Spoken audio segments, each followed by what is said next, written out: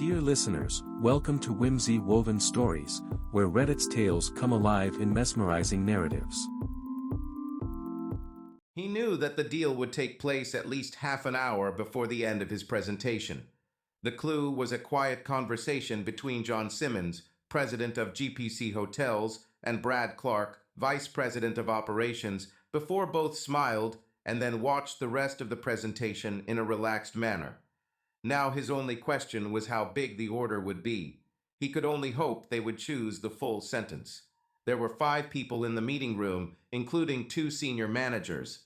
Brenda Crocker and David Petty, 2 young clerks from the purchasing department, joined 30-year-old Andy Carlson in his presentation to the 2 decision-makers. Andy gave the presentation using PowerPoint on his laptop, which was projected onto a screen at the end of the meeting room. He also had a working 6x6 defibrillator to show them. Feeling no longer under pressure to sell them on his proposition, Andy relaxed too, and the optional equipment, after sales, service, and warranty sections of the presentation flew by. When he finished, John and Brad stood and applauded him, saying that his presentation had been wonderfully done, and they were ready to discuss the purchase of portable defibrillator equipment for all of their facilities. One of the ideas Andy sold was the ability to advertise the presence of defibrillators in case of heart attacks in exercise areas, swimming pools, or even restaurants and bars. Knowing that many of their clients are executives and business travelers who value such benefits helped him too. The final highlight was the collaboration between Brenda and David from the hotel chain's own purchasing department. The 2 of them volunteered to be Andy's guinea pigs when it came time to demonstrate the ease of use of the equipment. David Petty became a patient, apparently suffering from a heart attack, headlong in one of the conference room chairs. Brenda Crocker was a hotel employee who came to the rescue with a defibrillator. The ease with which Brenda was able to read the instructions and connect the machine to David, and then verify that he did not need an electrical shock to restart his heart, was impressive. Moving the 2 sensors to part of the conference room table to show that he really had no heartbeat and was in desperate need of shock added a bit of humor, but made the intended point. The 5 of them chatted amiably about the equipment for about 15 minutes, until the 2 executives announced that they had their next meeting soon, but they wanted the purchasing department to purchase 1 unit for each property, plus an additional unit for those hotels that had ample exercise areas great to sell public memberships. Andy's quick mental calculation told him that deciding on the extra units would net him an extra $1,500 in commission. It was hard not to smile when he heard the news. The moment the door closed behind the 2 executives, Brenda and David each shook Andy's hand in congratulations. "I'm so glad they decided to do this," Brenda exclaimed. "My grandfather and one of my uncles died of heart attacks, and I'm sure your machine could have saved them if it had been available back then." She let go of his hand and gave him a quick hug. "Great job, Andy. You sold me a month ago when you first came in. I'm just glad we were able to get the bosses to watch your presentation. Your product practically sold itself, I think," David said, continuing to shake Andy's hand. "I just want to thank you both for your support and help. This will be a very large order for me, and I appreciate all your help." Andy smiled widely as he returned Brenda's hug and their handshake. The 3 of them returned to the purchasing department, where all the necessary orders and contracts were signed. In less than an hour, all the paperwork was safely stowed in Andy's briefcase, and he began to relax.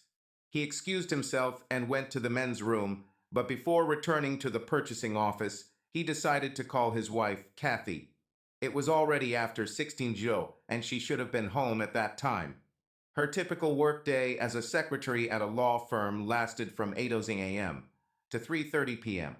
There was no answer on the phone at home, so Andy decided to leave her a message. "Hi, honey. Just calling to say I had a really good day.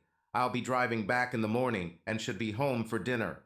I have a couple more calls on the way back. Love you." Andy could hardly believe that his biggest contract ever had actually been signed. This sale was for over $250,000, and although he had to make discounts that would reduce his commission percentage, he was still going to earn almost $15,000 in commission. With that money in his account, he knew he could get Katie interested in starting their family again. Her only objection to pregnancy was the lack of a financial cushion in their account. This commission would solve this problem once and for all. Back in the purchasing department, Andy asked Brenda and David to join him in the break room. They were very supportive and helpful to him, and he wanted to reward them both. He didn't really want to involve the entire office team in this, so once he got them away from their colleagues, he said, "I really owe you a lot for helping me with this contract. Can I take you both out to dinner tonight? Would that be okay?" Brenda and David looked at each other, and Brenda said, "I'd love to join, Andy. How about you, David?" "I need to call my wife first to see if she's okay. If she's okay, I'll be happy to join." David left the group to call his wife, and while he was gone, Brenda put her hands on Andy's shoulders and gave him another quick congratulatory hug. If he weren't married, he would be interested in trying to get to know Brenda better. She was about 25, the same height as him, 178 cm, with long dark blonde hair, green eyes, and a very sweet face. He wasn't usually very good at judging women's sizes, but he guessed her figure to be 96-71-96. He definitely knew that she looked very attractive in her white blouse and dark skirt. Although her clothes were not provocative, they were styled to highlight her best features, her full bust and slender hips. David returned a moment later, smiling, and said, "My wife says I should have a good time. She's going to go over to her mom's house and have dinner with her. So where are we going?" "I'm staying at your local hotel, so how about we meet at the restaurant there at 5:30 p.m.? Will that be okay? I have a couple of calls when I get back to my room, and I'd like to freshen up." 5:30 p.m. was good for both Brenda and David, so they parted ways with an agreement to meet there. Andy headed to his hotel room where he confirmed his appointments for the next day and then called home again. This time his call went unanswered again, but this time he didn't leave a message. Instead, he called his wife's cell phone, only to find out that she was not working at that time. Sometimes he wondered why she even had a phone if she rarely turned it on when he tried to contact her. Andy was the first to arrive in the dining room and quickly settled down at a quiet table for three. After a couple of minutes, Brenda and David joined him, and they headed to his reserved table. Brenda sat next to Andy, and David took the seat opposite him. The three of them ordered pre-dinner drinks and sat enjoying each other's company. Andy made a point of thanking them again for their help with the order, and together they drank to his success. They had a leisurely dinner, including a couple of glasses of wine each, and soon it was 8 o'clock. All three of them were starting to feel the effects of their drinking, and after they finished off their dinner with light desserts, they decided to go to the bar for a while. At the bar, they chose a booth near the dance floor, and Brenda sat on one side, quickly pulling Andy along with her to sit next to her. He noticed that she moved right towards him after he sat down, but that didn't bother him. Before she joined them in the dining room, she had clearly popped home to change into an elegant black dress that discreetly showed off a bit of cleavage. It was nice to sit next to the most beautiful woman in the bar. Although Andy had no intentions of having an affair with Brenda, the company of a beautiful woman was something he couldn't refuse. He noticed that David was stealing glances at her through and wondered if David had seen Brenda outside the office before. The dress fit her much more attractively than the office clothes she had worn before. Andy had never noticed David paying special attention to her before. They sat in the booth for about half an hour when the music started. As the first song began, David said, "Come on, Brenda, let's dance. We've been working together for 2 years, and I've never seen you outside the office. I have to leave soon, so how about a dance?" He smiled at her and extended his hand across the table. Andy stood up to let them go to the small dance floor where they joined other couples. As they danced, Andy literally had a prime vantage point.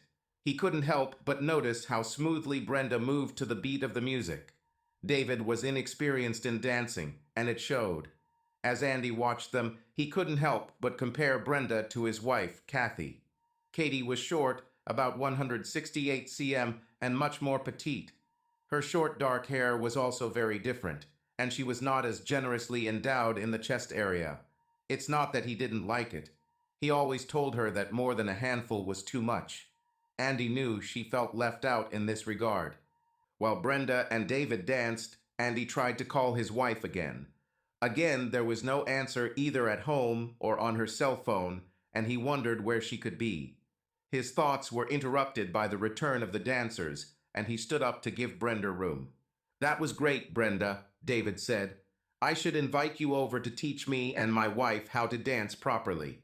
We're both not very good at it. Speaking of my wife, I better head home before she comes for me." He laughed and took his drink. There were only a few drops left in the glass, and when he drank them, David stood up and said, "I'm leaving before I change my mind. See you tomorrow, Brenda. Good luck with the clients tomorrow, Andy. You're a good salesman, so I'm sure you'll do a great job with them." He laughed when Brenda and Andy told him to drive carefully. "I only live 3 blocks from here, so I walked. Behave." They both laughed, and before David left, Andy stood up and moved to the opposite side of the table to sit opposite Brenda. "See, David, there's nothing to worry about. I'm happily married, and although I know it will be difficult, I'll try to resist Brenda's charms." He laughed again, and Brenda joined in the laughter, sticking out her tongue. Together they waved goodbye to David as he left. Brenda looked across the table at Andy and said, "So you don't find me irresistible?" She smiled as she said it, and Andy hesitated before answering. "If I were single, I would still be sitting on that side of the booth. But I am not single. I would, however, like to dance with you. You dance well, and although I know that you are not your level, I like a good slow dance." The band had just started a new set of slow songs, so Andy held out his hand, and together they walked to the dance floor. Their dance was everything Andy had hoped for, and he couldn't help but notice how skillfully Brenda danced. Mostly he managed to restrain himself from snuggling too close to Brenda during the dance, but there were a couple of times when she pulled him closer. Finally, the set ended, and he offered to take their seats again. "That was really great, Brenda. You're definitely one of the best dancers I've ever been with.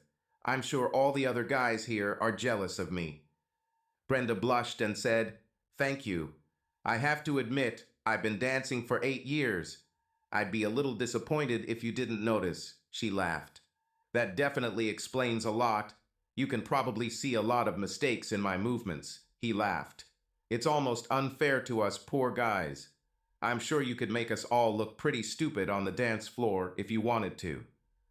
"I wouldn't do that to you, Andy. It wouldn't be nice, and I like you." She looked at him through her glass as she finished her drink. Andy ordered more drinks, and they continued to drink, dance, talk, and laugh together for the next 2 hours.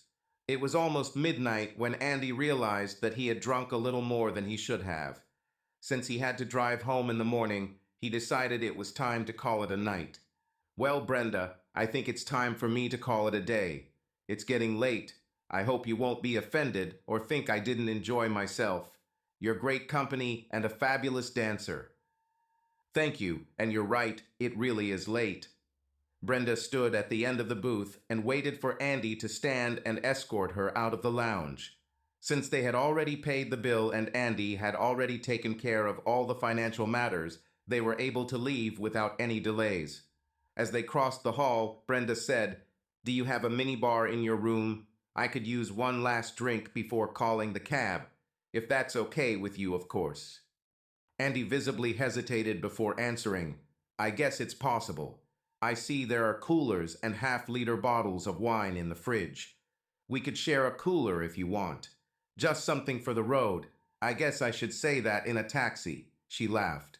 "Don't think I'm nervous about going to your room with you. I trust you." Andy glanced at her quickly and said, "I haven't even thought about whether you need to worry. Rest assured, I'll behave." They walked to the elevators together and soon headed to Andy's room on the second floor. As soon as they entered, Andy moved to the minibar and began checking its contents. He pulled out a raspberry cooler and asked Brenda, "Is this okay?" He held it facing Brenda and nearly dropped it when he saw her for the first time. She was sitting on the edge of the bed, wearing only a black bra and panties. Her dress lay on the arm of the chair at the foot of the bed. Maybe we should forget about the drinks, Andy. I can think of a much nicer way to spend our time, she said with a smile, walking up to him. Andy's first thought was to tell her, "No, I can't. I'm married to Katie," but the words never came out of his mouth. Instead, he watched silently as she approached him. They were having sex when his wife came into their room. He could see the shock on his wife's face. "Bastard! You bastard!" Katie went from shock to rage, and by this time Brenda was looking back at Katie. He started trying to approach his wife, wanted to hug her and tell her that everything would be fine. But as soon as he started moving, she started waving the bag she was holding in her right hand. It was almost 6 a.m. when Andy woke up feeling a sharp pain in the back of his head. He opened his eyes, looked around as best he could, but could not understand where he was. There was a movement to his right, and a moment later Brenda appeared in his field of vision. "What? Where am I? What happened? Katie, where is Katie? I need to talk to her. Where is she?" Andy tried to turn his head further, hoping to see his wife. "You're in the hospital, Andy. You hit your head. I called an ambulance because I couldn't wake you up." Brenda's face showed concern. "How did I get hit?" Andy was confused, not understanding why he couldn't remember how he got hurt. "Katie, where is Katie?" "I don't know where she went. I didn't see her again after she hit you. They had a scan on you, and there was no fracture. They think it was just a bruise and a cut. You might have a slight concussion." "I need to call her. Do you know where my cell phone is?" Andy looked around the bedside table, trying to find his phone. He needed to call Katie. He had to try to explain everything to her. Brenda walked out of sight for a moment and then returned with his cell phone. "Here it is, Andy. After they brought you, I returned to the hotel and collected your things. Everything here is yours: briefcase, personal belongings, clothes, and suitcase. I even checked you out of the hotel and brought your car here. I asked if they would charge for cleaning, but I was told that this would be the responsibility of the cleaning staff. I hope you don't mind that I did this. I was told that after the injection you were given, you will sleep for a couple of hours, so I went back to the hotel to keep myself busy." Andy dialed Katie's number on his cell phone as he said, "No, it's okay. I'm glad you did it for me. I need to get home as soon as possible to talk to my wife." Katie's phone went unanswered again, so he left her a message. "Katie, this is Andy. I need to talk to you. Please call me on my cell phone as soon as you receive my message. I love you." The events of the previous evening had come back to Andy by this time, but there were things he couldn't understand. My wife, where did she come from? How did she suddenly appear there? As much as he asked these questions to Brenda, he was also thinking out loud. He couldn't understand how Katie ended up in his room. Brenda paused for a moment and then said, "I think I know what happened. I asked the front desk how your wife got her room key and was told that an intern gave her the key when she showed your identification.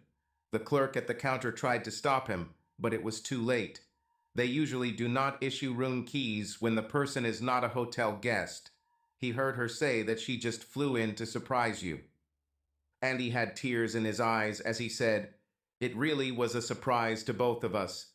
I couldn't imagine she would ever forgive me.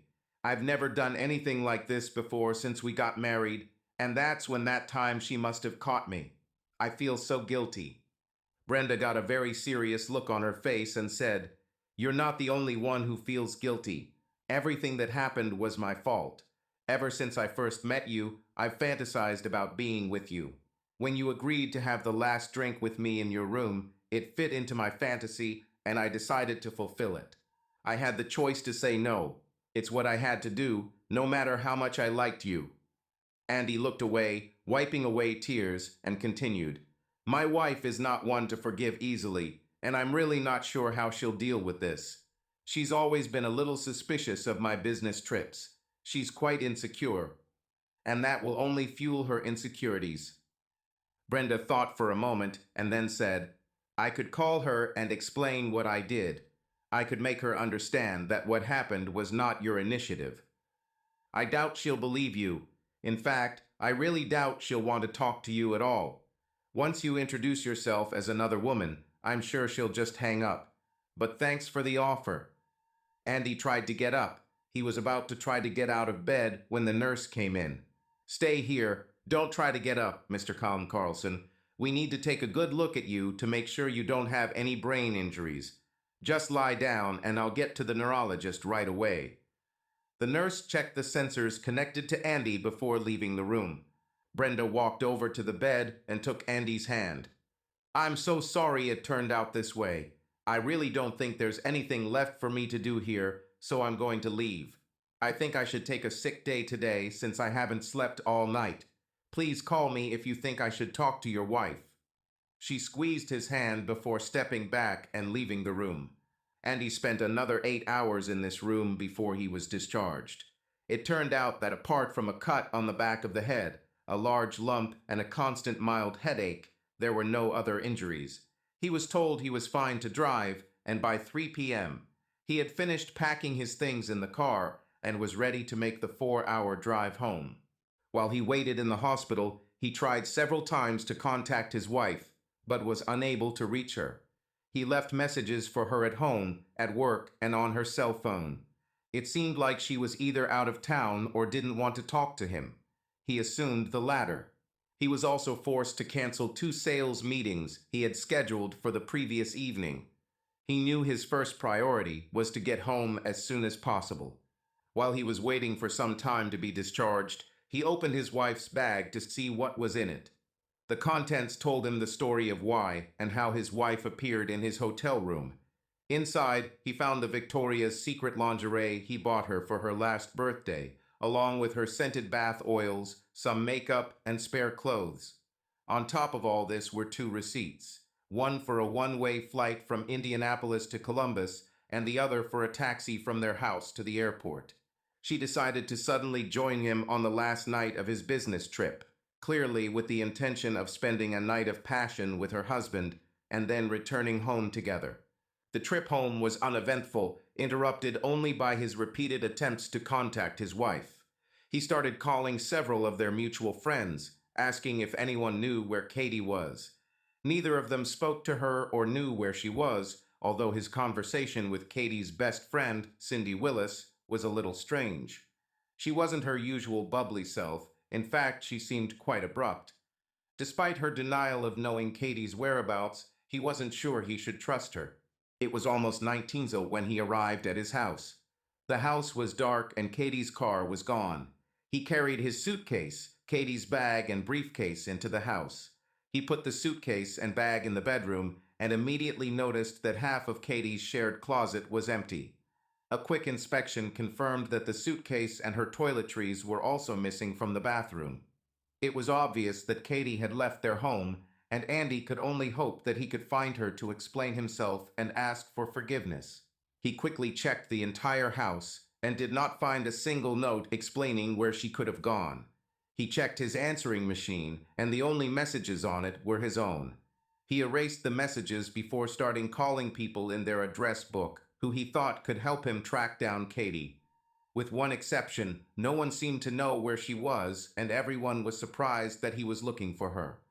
The exception was her sister Debbie. When he reached Debbie and introduced himself, she called him a creep and hung up.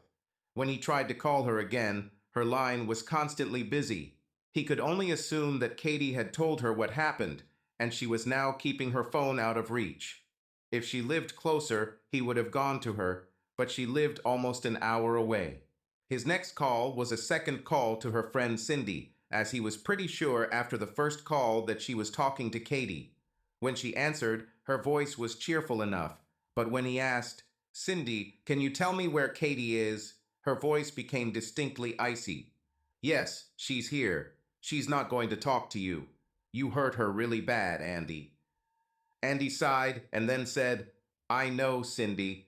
I need to talk to her to explain what happened and ask for forgiveness." There were muffled sounds on the phone, and Andy realized that 2 women were talking in the background.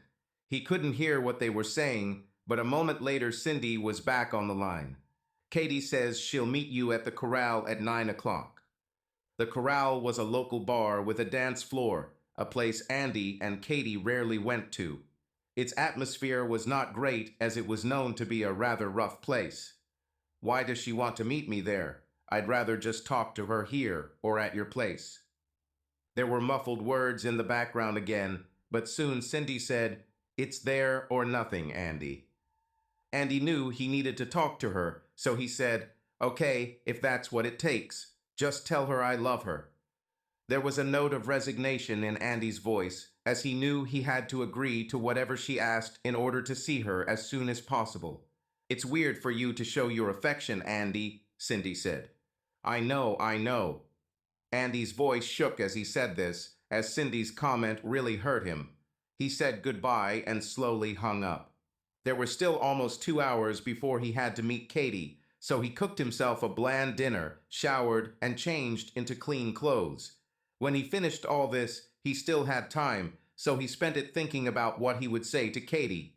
By the time he was ready to go to the corral, he had convinced himself that he could convince Katie to forgive him and come home with him. Andy entered the corral at 9 o'clock sharp. He looked around but didn't see Katie anywhere, so he sat down at an empty table. He sat looking at his hands, silently praying that the conversation with his wife would go well, when she suddenly slid into the seat opposite him. The shock was clear on his face as he looked up. "Where did you come from? I looked around, but I didn't see you anywhere." After the words left his mouth, he felt that this was not the best way to start a conversation with her. There was no smile on Katie's face as she said, "I just came out of the restroom. You wanted to talk to me, so here I am. I've been trying to reach you all day, Katie. I'm begging you to forgive me." Tears began to form in his eyes before he finished saying those few words. "Were you in such a hurry to seek my forgiveness that you didn't return home until the evening? I suppose after I caught you, it was normal for you to return to your studies with your blonde, which I so inappropriately interrupted." Katie almost spat the words out as her eyes flashed with anger at him. "Oh no, it wasn't like that. I was in the hospital until 3 o'clock in the afternoon. I cut my head, look." Andy turned his head and shifted in his seat so that Katie could see where the hair had been shaved and tape had been placed on the stitches. For the first time, concern appeared on Katie's face. "What happened? How did you do it?" Andy hesitated and looked down at his hands for a moment before looking up at his wife and saying, "When you threw your duffel bag at me, I fell and hit my head on the end table. I was unconscious when they took me to the hospital, and they wouldn't let me leave until they examined me. It turned out that at worst I might have a very mild concussion." Katie still had a look of concern on her face as she said, "I'm sorry about that. I didn't realize you fell. All I could think about was you and that. Big-breasted, blonde. I see it every time I close my eyes." "I'm so sorry about that, Katie. I've never done anything like this before, and for you to come in at that exact moment." He was at a loss for words and sat there, trying to figure out what else to say. The anger on Katie's face returned as he spoke. "Don't try to convince me that this was the first time. I just knew you were cheating on me when you left on those business trips. I checked my organizer at work, and I found 13 out-of-town trips that you took that I noted.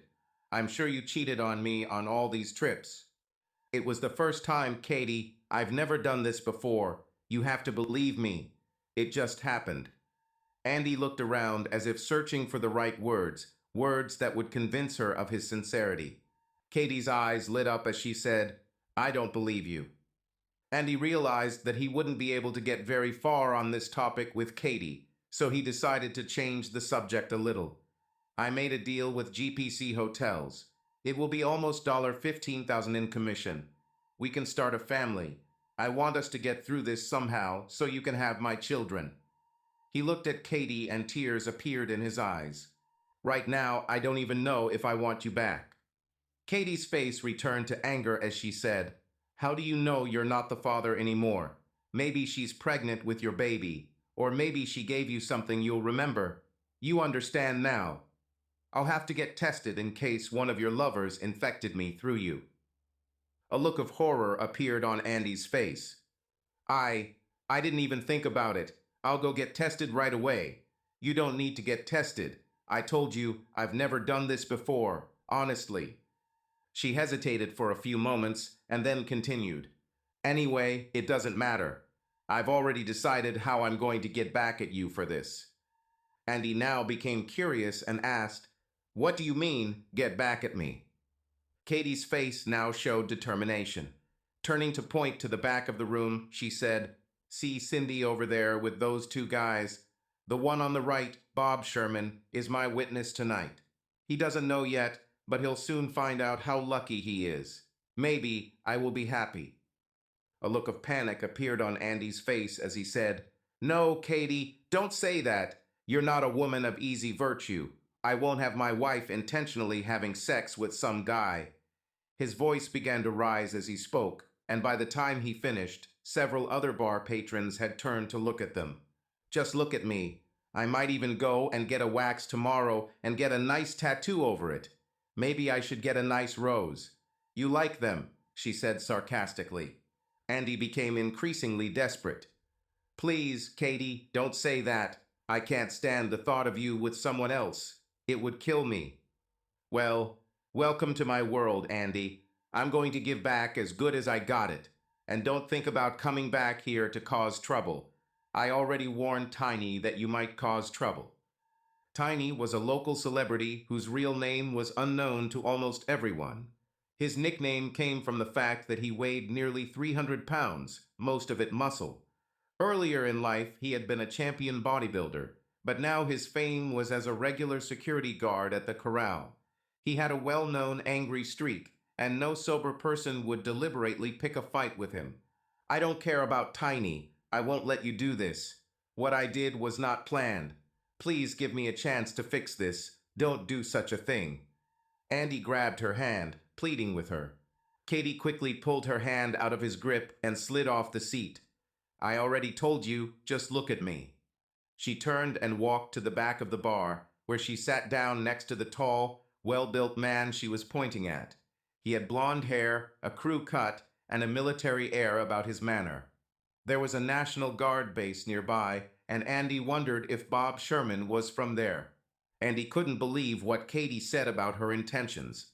He could understand that in some ways it might seem fair, but there was no way he could allow his wife to have sex with another man, even if he himself had made the mistake of pursuing a relationship with Brenda.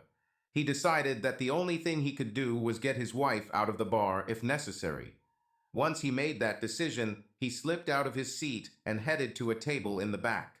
As he approached the table where the two couples were sitting, he could see the smirk on Bob's face.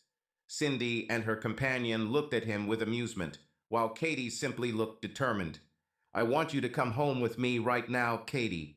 We need to have a serious conversation, and this is not the place for it. What you are planning is not the solution. It will only make things worse." Andy addressed Katie, completely ignoring the other three at the table. He was so focused on his words that he didn't even notice Tiny quietly approaching him from behind. Andy only became aware of Tiny's presence when he said, "There will be no disturbances here."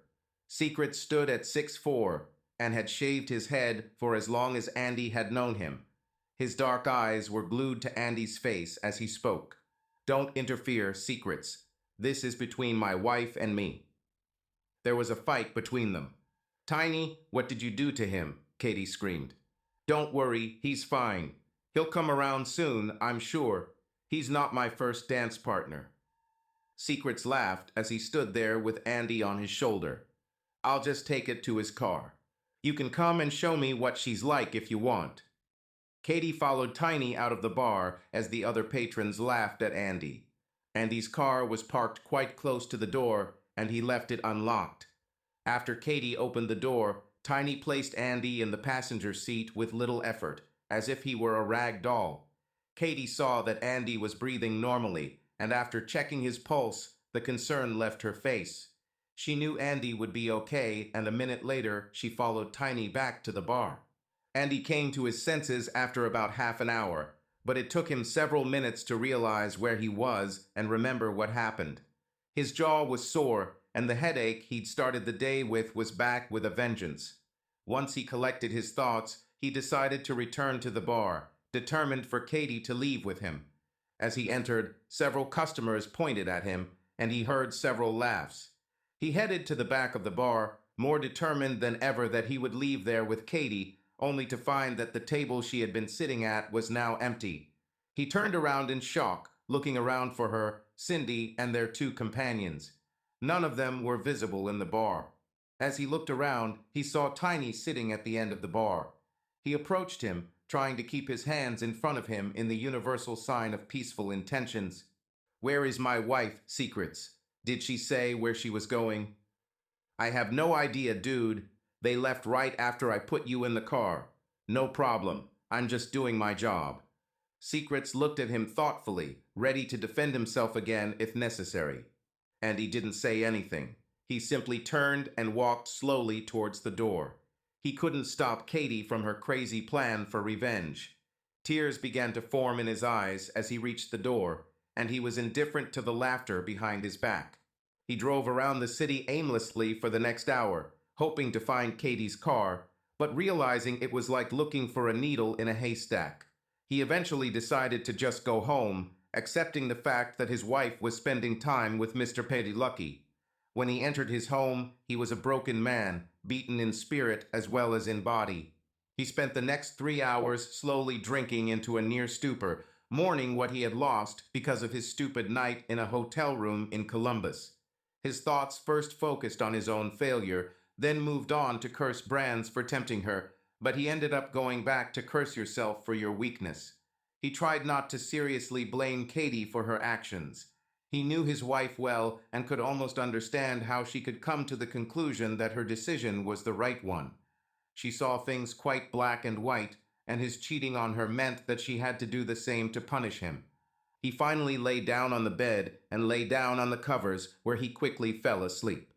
When he woke up the next morning, he realized it was Friday, and he had to head to the office to settle his bills for the week and hand in his huge order from the GPC hotel chain. Now he should have been excited about the prospect of the huge commission he was about to receive, but all he could think about when he woke up was Katie. As the memories of what she planned to do came back to him, his stomach churned and he barely made it to the bathroom, where he emptied his stomach into the toilet. It was almost 10 a.m. before his stomach calmed down enough for him to go to work. The whole office was delighted when he handed in the documents for the order from GPC Hotels. It was the largest order they'd ever received, and it seemed like every employee came over to congratulate him. If his mind hadn't been so completely consumed with thoughts of his wife and what she had done last night, this could have been one of the best days of his life. His order was the equivalent of hitting a grand slam in the World Series, and at that moment it meant very, very little to him.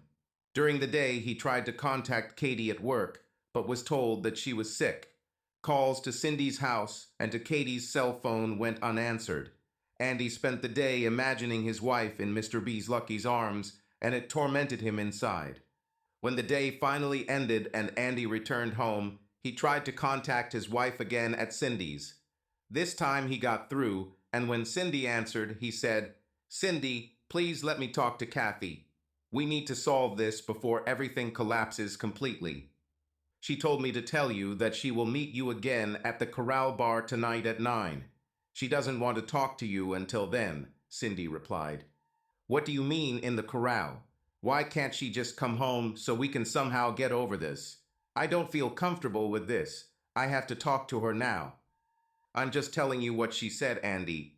She's not here right now, but if she calls me, I'll tell her what you said.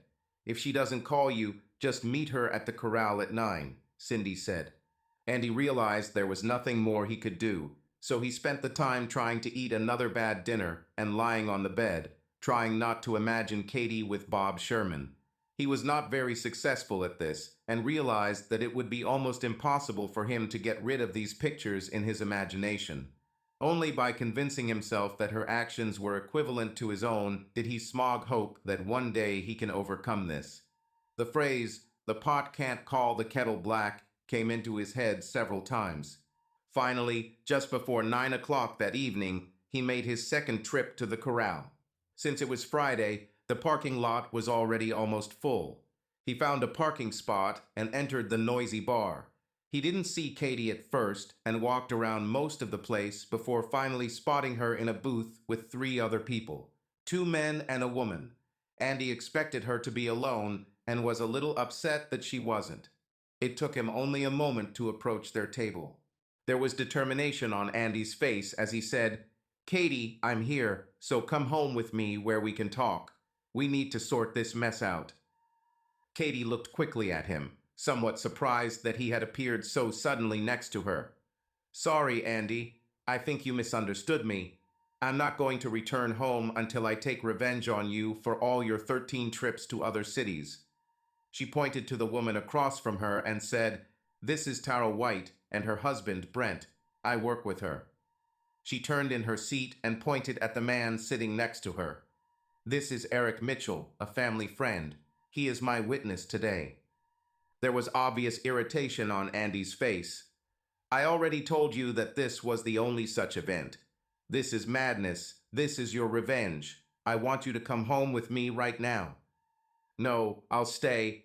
Eric just bought me a drink, and I'm going to finish it." Andy pulled his wallet out of his pocket and pulled out a $10 bill. He threw it on the table, saying, "Here's the money for the drink."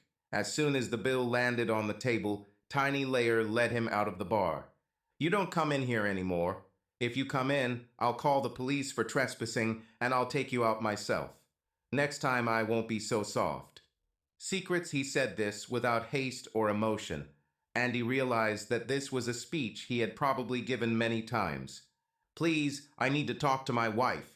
If I can't come in, can you bring her out here to talk to me?" Andy was now desperately trying to stop Katie from continuing her terrible revenge plan. "Your problems have nothing to do with me. I have my own job. You can talk to your wife tomorrow. Don't come back here." Tiny turned and walked back into the bar, leaving Andy in the parking lot, tears shining in his eyes again. He stood for several minutes, clenching and unclenching his fists, contemplating the possibility of entering the corral again. Finally, he turned and walked slowly towards his car. Andy sat in the car for a couple more minutes, trying to decide what to do. He finally started the car and slowly pulled out of the parking lot. If he had looked in the rearview mirror before turning left onto the street, he would have seen Katie standing at the door. Corral, looking very worried and with his wallet in his hand. While Andy had been a broken man after Katie's decision the day before, he was now completely crushed. He pulled into his driveway, although he didn't remember returning from the corral. He staggered into his home, completely broken, and with no hope for the future of his marriage. The woman he loved chose a path he could not accept or live with. He knew that he would have to decide what to do with his life, and to do this he needed a clear mind. He walked into the kitchen and made a pot of coffee, eventually sitting at the kitchen table with a full cup, deciding his future. Up until this point, his future had always included Katie, and now he sat wondering what he could do to live without her.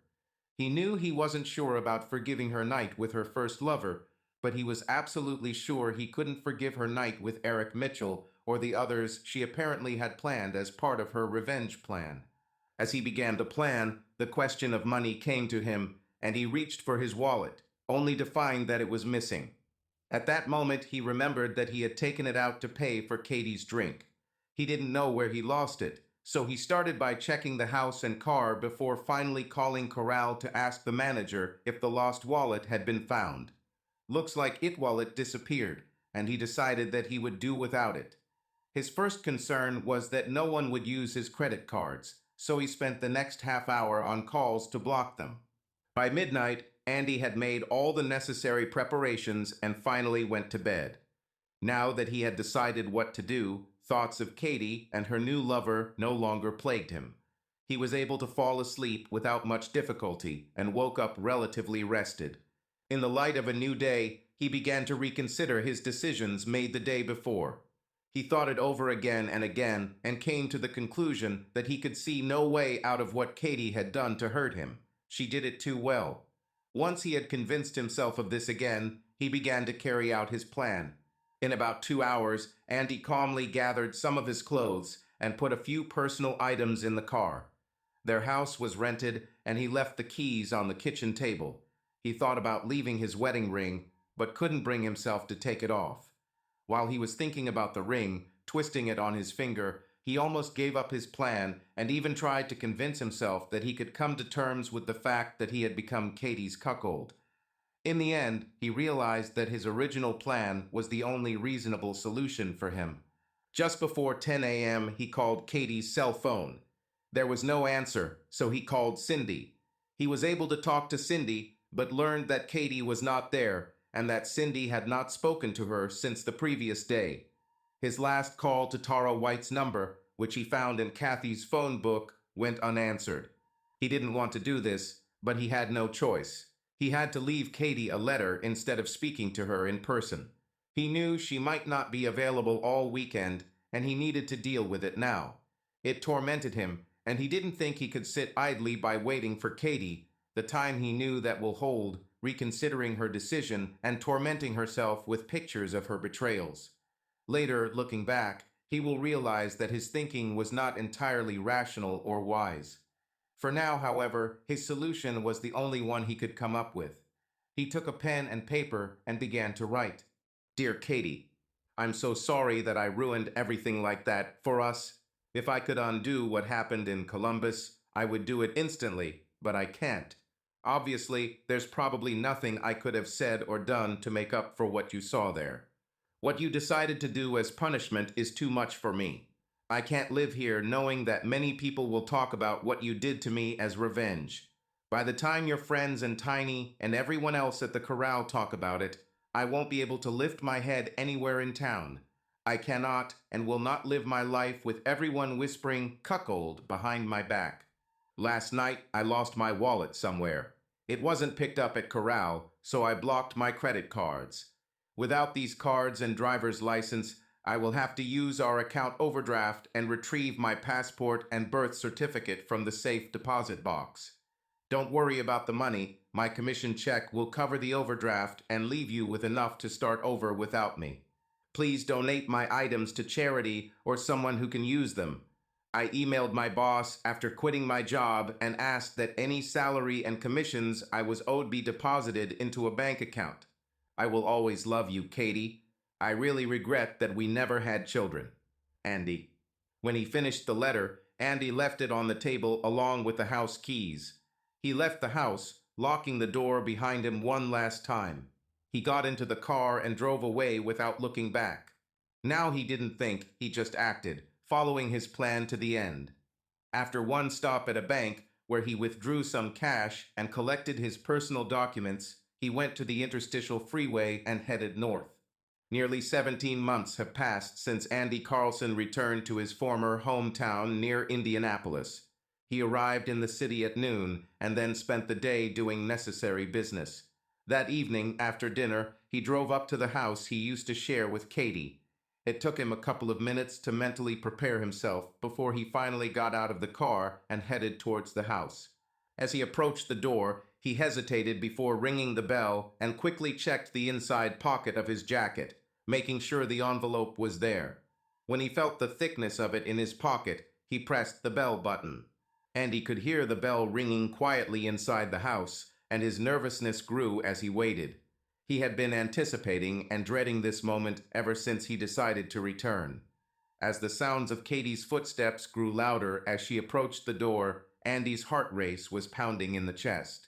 As soon as the door began to open, he held his breath. When she opened the door, Katie looked at Andy without any expression, apparently not understanding who he was. That changed within 2 or 3 seconds as surprise crossed her face, and then she said, "Andy, you're alive." She barely had time to say those words before Andy saw her eyes roll back into her head and her body begin to fall to the floor. Andy managed to grab her hands to gently lower her to the floor. She didn't respond when he spoke to her, so he picked her up and carried her into the living room, where he laid her on the sofa. A quick check showed that she was breathing normally, so he went to the bathroom to get a cold, damp washcloth to place on her face. When he returned a few seconds later, she was still unconscious, so he began to gently wipe her face. After a few seconds, she began to come to her senses. Andy was kneeling next to her, and when she came to, she looked around confused, trying to figure out where she was. After a few seconds, her eyes focused on his face, and she said, "Andy, I thought you were dead. Where were you? I've been looking for you since you left." "Why did you think I was dead? What do you mean when you said you were looking for me?" Katie raised her right hand and gently touched his face, as if checking whether he was really in front of her. As she looked at him, she noticed that his hair had become a little longer and a few wrinkles had appeared on his previously youthful face. "When I found out you were gone, I did everything I could to find you. I even hired a detective, and he couldn't find any trace of you. He had connections with the state police and the FBI, and even though he didn't, I didn't find any. You haven't applied for new credit cards anywhere, your social security number hasn't appeared anywhere in the country, and you haven't renewed your driver's license anywhere. How could that be if you're here in front of me now?" And he watched Katie as she spoke and noticed that she, too, had changed from the image he had in his mind. Her hair was much longer, she seemed thinner, and she wasn't wearing makeup, something he never remembered doing before. "I guess they didn't check Canada. Don't you remember I was born there? I went there right from here and was in Toronto the whole time. They don't use the same social security numbers, and I now have an Ontario driver's license. My credit card's at the Bank of Montreal." For a few seconds they just looked at each other, retrieving their memories. Andy spoke first. "How are you doing, Katie? You look good. I think you're with someone now. Are you staying with Bob Sherman or Eric Mitchell?" Katie's face tensed and tears sparkled in her eyes. She blinked a couple of times before saying, "I never dated Bob or Eric. This was all a setup to get back at you. You left town a couple of hours before I came to tell you the truth and to end your suffering. I realized that the second time was too much. I saw it in your eyes as soon as Tiny came to kick you out of the bar. I went out to talk to you in the parking lot, but you were already leaving that night. Stayed with Tara to give you one last night of suffering."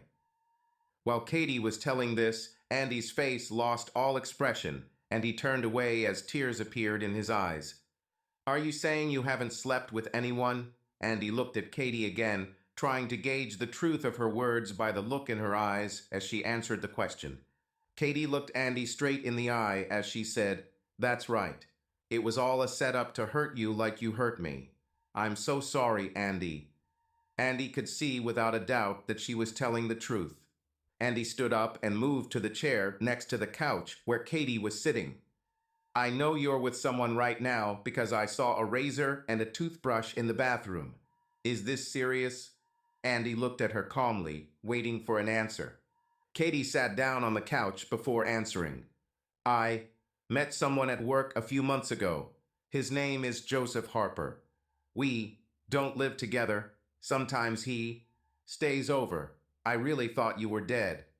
She had been looking away as she said this, and now turned to look at Andy directly. Andy blinked a couple of times to hold back his tears before speaking. "I met someone too. Her name is Monique Dion. She's French-Canadian. We started living together about 5 months ago. She's waiting for me at the hotel. I really had to start living again.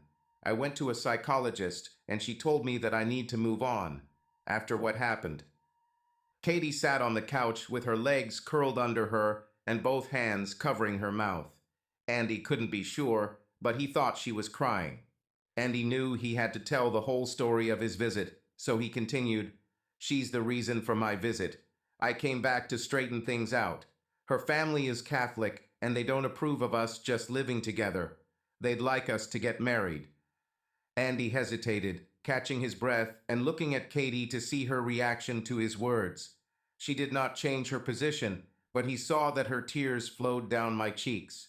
Andy steeled himself to continue. "I spent the day with a lawyer preparing all the paperwork for a no-fault divorce.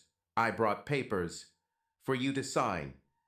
Andy took an envelope out of his pocket. It was not sealed, and he carefully took out the folded documents. "You have one set for you and one set that you need to sign." Andy spoke mechanically, aligning the forms and taking out a pen. "The places to sign are marked in red." He placed his pen and papers on the coffee table in front of Katie, then moved to sit next to her. All this time she looked at the documents without moving, with her hands to her mouth. She didn't try to speak as Andy talked about Monica and the reason for his visit. After staring at the papers for a few seconds, Katie turned her face to Andy and asked, "You want a divorce? Is that the reason you're coming back?" Andy knew he had to continue the story. He took a deep breath before speaking. "She's pregnant. We're going to have a baby. We want to get married before the baby is born, if possible." Katie covered her mouth with her hands again and turned away so he couldn't see her eyes. He could tell she was definitely crying as her shoulders were shaking slightly. He put his arm around her shoulders. "I'm so sorry, Katie. I really ruined a good marriage." Katie began to calm down as he held her and finally said, "It's not all your fault, Andy. I should have talked to you instead of trying to punish you. I'll regret this for the rest of my life." "Don't blame yourself, Katie. I'm the one who ended up in bed with that girl. No one else is to blame, only me. If I had never lost my way, none of this would have happened." Katie was calmer now. She turned to Andy and said, "She called me, you know. About 2 weeks after you left, she called to see how we got along. She admitted that she seduced you. She told me what she did." The surprise on Andy's face was obvious. "You mean Brenda called you?" Andy thought for a moment before adding, "No matter what she did, I could. I should have said no. I didn't." They sat next to each other for a few more minutes, silent. Finally, Katie took a pen and signed the forms in the correct places. When she finished, Andy neatly folded the papers, leaving her copies on the table. He clearly had difficulty getting up and putting his copies in his jacket pocket. They walked together silently to the front door, where they embraced. Andy, backing away, said, "I'm sorry, Katie." "I'm sorry too, Andy." They both wiped away their tears as Andy opened the front door and left. Katie walked over to the living room window and continued to stare down the street for several minutes after Andy's car was out of sight. Thank you for listening. Please share your opinion about this story in comment section. Also make sure to like and subscribe to the channel.